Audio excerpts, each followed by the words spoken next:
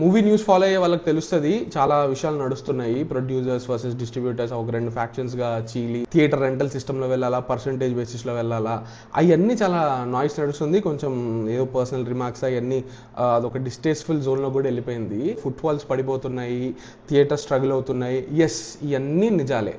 కానీ అందరూ వీటి మీద ఫోకస్ చేస్తున్నారు. కానీ అసలు మెయిన్ విషయం ఏంటంటే ఈ ఇయర్ అసలు నిజంగానే ఎన్ని మంచి సినిమాలు వచ్చాయి, ఎన్ని థియేటర్కి వెళ్ళి చూడాలనిపించే సినిమాలు వచ్చాయి, థియేటర్కి వెళ్ళి చూశాక సాటిస్ఫై చేసిన సినిమాలు ఎన్ని, అది that is the bigger question here. Footfalls లేవు, ఎస్. థియేటర్కి జనాలు రావట్లేదు, ఎస్, కరెక్టే. బట్ ఎందుకు?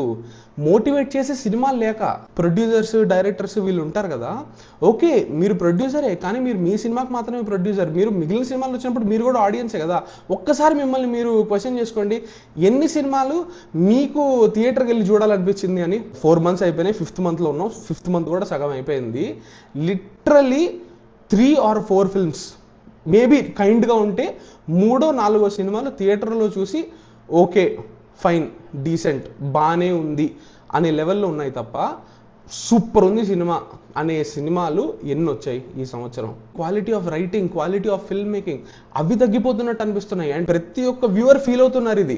ఒకప్పుడు ఉన్నట్టు సినిమాలు ఇప్పుడు బాగుండట్లేదు, అసలు ఎటువంటి ఇంపాక్ట్ క్రియేట్ చేయట్లేదు సినిమాలు అని. That is very important.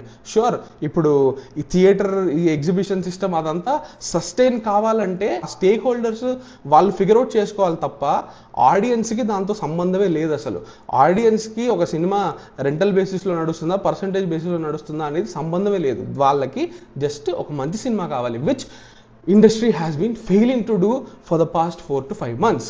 Sure, వాళ్ళ రెవెన్యూస్ వాళ్ళు సేఫ్గా ఉండడానికి, వాళ్ళకి సస్టైనెన్స్కి అది స్టేక్ హోల్డర్స్ అనేది వాళ్ళు ఫిగర్ అవుట్ చేసుకోవాలి.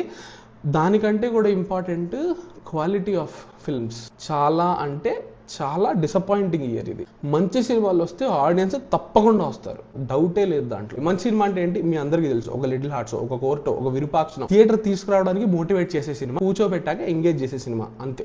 అందుకే ఈ సినిమాలు చెప్పాను నేను, శంకరాభరణం, పోకిరి, శివ అని అట్లా రీసెంట్ ఎగ్జాంపుల్స్ చెప్తున్నా. ఈ బేసిక్ నామ్ని ఫుల్ఫిల్ చేసే సినిమాలు కూడా ఈ ఇయర్ చాలా తక్కువ.